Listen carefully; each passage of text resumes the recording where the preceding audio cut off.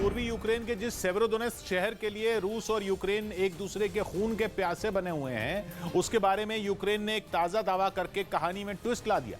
Ukraine ने कहा कि सेवेरोडोनेत्स्क शहर के आधे हिस्से पर उसकी सेना का कब्जा है, जबकि पिछले हफ्ते तक दावा किया जा रहा था कि सेवेरोडोनेत्स्क शहर के 80% इलाके पर रूस का राज हो गया है। लेकिन एक दिन पहले यूक्रेन ने दावा किया कि उसकी सेना ने रूस को पीछे खदेड़ दिया है और अब आधा सेवेरोडोनेत्स्क शहर उसके पास है। लुहांस्क के गवर्नर ने एक इंटरव्यू में कहा कि हमारी सेना ने सेवेरोडोनेत्स्क के आधे हिस्से से रूस की फौज का सफाया कर दिया है। लेकिन इसके साथ ही उन्होंने ये भी माना कि आने वाले कुछ दिनों में रूस की सेना फिर उन पर वार कर सकती है।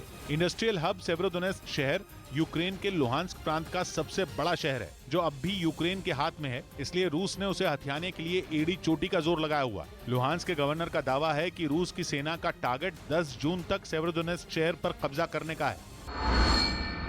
रूस की तरफ से एक वीडियो जारी किया गया जिसमें उसके खतरनाक काचू हेलीकॉप्टर दुश्मन पर कहर बरपाते नजर आए। उसके रक्षा मंत्रालय ने दावा किया कि इस हमले में उसने यूक्रेन के एक हथियार डिपो को तबाह कर दिया, जिसके सबूत के तौर पर जारी किए गए वीडियो में रूस के हेलीकॉप्टर हमले के लिए तैयार होते दिखे। उनमें एक जवान मिसाइलें लोड करता नजर आया और फिर हरी झंडी मिलते ही वो दुश्मन के ठिकाने को तबाह करने के लिए निकल पड़े। रूस ने दावा किया कि उसे यूक्रेन के उस हेलीकॉप्टर की तलाश थी जिसमें कई खतरनाक हथियारों की खेप मौजूद थी, और जैसे ही वो निशाने पर आया, रूसी हेलीकॉप्टर से मिसाइलें दागी जाने लगी। सिर्फ यही नहीं, दावे के मुताबिक रूसी हेलीकॉप्टरों ने यूक्रेन के एक ट्रेनिंग सेंटर को भी तबाह कर दिया, जो सुमी इलाके में मौजूद था। वहां भी रूस ने जबरदस्त मिसाइलें बरसाईं, जिनका निशाना एकदम सटीक बैठा और वहां जोरदार धमाका हुआ। आशंका जताई गई कि इस हमले में यूक्रेन को काफी नुकसान उठाना पड़ा। वीडियो में दिखा कि अपने ऑपरेशन को अंजाम देने के बाद रूस के ये घातक हेलीकॉप्टर अपने बेस पर लौट आए। न्यूज़ 18 की टीम यूक्रेन के ज़िटोमिर इलाके में पहुंची, जहां रूस ने कई स्कूलों को निशाने पर लेकर तबाह किया था। आरोप लगाया गया कि रूसी सेना ने हवाई हमले कर यहां कई मिसाइलें दागी थी, जिसकी जद में आकर यह स्कूल पूरी तरह खंडहर में तब्दील हो गया। उसकी बिल्डिंग की सूरत तो मिसाइल हमले ने बिगाड़ी ही, साथ ही वहां मौजूद शीशों को भी चकनाचूर कर दिया। स्कूल के अंदर का हाल तो और भी बुरा था। उसका एक भी क्लासरूम रूसी मिसाइलों के कहर से नहीं बच पाया। चारों तरफ सिर्फ और सिर्फ तबाही नजर आई। किस तरह से ये जो पूरी बिल्डिंग है इसको उड़ा दिया गया था। आपको बता दें कि ऐसे करीब 200 से ज़्यादा स्कूल पूरे यूक्रेन में हैं जो रूस के निशाने पर आए हैं। वहां हमारी मुलाकात उन छात्राओं से भी हुई जो इस स्कूल में पढ़ा करती थी। वो तो खंडहर में तब्दील हुई इमारत को देखते ही भावुक हो गई। वो न केवल बिल्डिंग के अंदर घूमी, बल्कि उसके चारों तरफ मौजूद मलबे के बीच भी काफी देर तक टहलती रहीं। उन्होंने आरोप लगाया कि रूस ने बेकसूर बच्चों को जानबूझकर निशाना बनाया। My little brother, he studied here, and his class was just about when the bomb was. दावा किया गया कि स्कूल में हमले के वक्त करीब 1200 बच्चे मौजूद थे, जिनमें कई को जान गंवानी पड़ी। बताया गया कि स्कूल के बेसमेंट में ऐसे हालात से निपटने के लिए शेल्टर होम भी बनाया गया था, लेकिन रूसी मिसाइल का धमाका इतना जबरदस्त था कि अंडरग्राउंड होने के बावजूद वहां सब कुछ तबाह हो गया।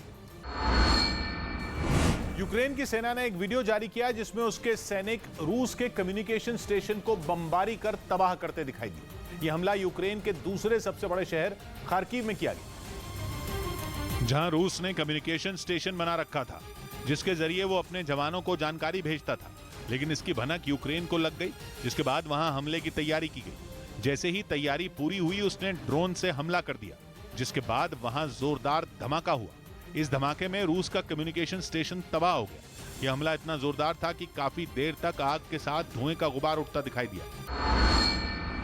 यूक्रेन के लुहांस्क के एक इलाके में रूसी फौज ने रात के अंधेरे में ताबड़तोड़ कई हमले किए। दावा किया गया कि पुतिन की सेना ने एक सरकारी बिल्डिंग पर मिसाइलों की बारिश की, जिसके बाद इमारत के कई हिस्से बर्बाद हो गए। रूस के हमले कितने जोरदार रहे होंगे, इसका अंदाजा ध्वस्त हो चुकी बिल्डिंग को देखकर आसानी से लगाया जा सकता है। жилі будинки, інфраструктура, документуємо їх।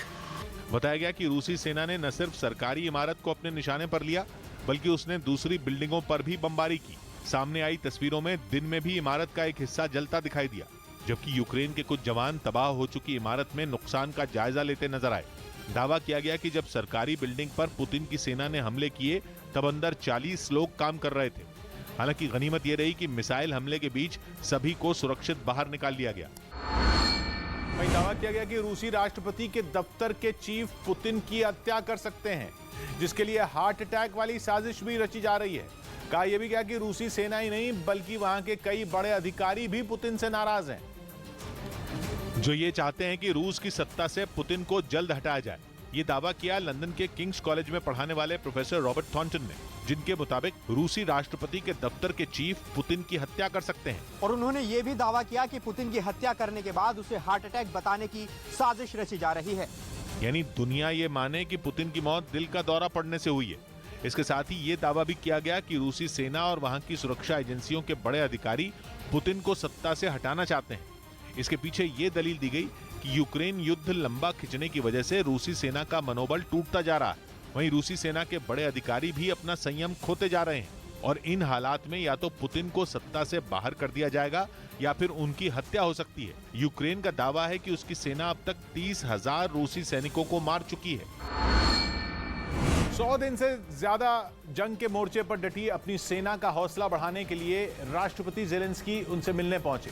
उन्होंने ज़ैपोरिज़िया समेत डोनेट्स्क के कई इलाकों का दौरा किया और ये खास इसलिए था क्योंकि इन इलाकों पर रूस के कब्जे का दावा किया जा रहा था। ऐसे में ज़ेलेंस्की ने वहां पहुंचकर अपनी सेना के मजबूती से डटे होने का संदेश दिया। ज़ैपोरिज़िया पहुंचे ज़ेलेंस्की ने वहां के बच्चों से मुलाकात की, जिसके बाद वो एक शेल्टर होम पहुंचे जहां बहुत से लोग उनके इंतजार में दिखे। वहां ज़ेलेंस्की और उनकी फौज के अधिकारियों ने लोगों से बातचीत की, जहां जंग में हुए नुकसान की बात करते हुए कुछ लोगों की आंखों से आंसू तक आ गए।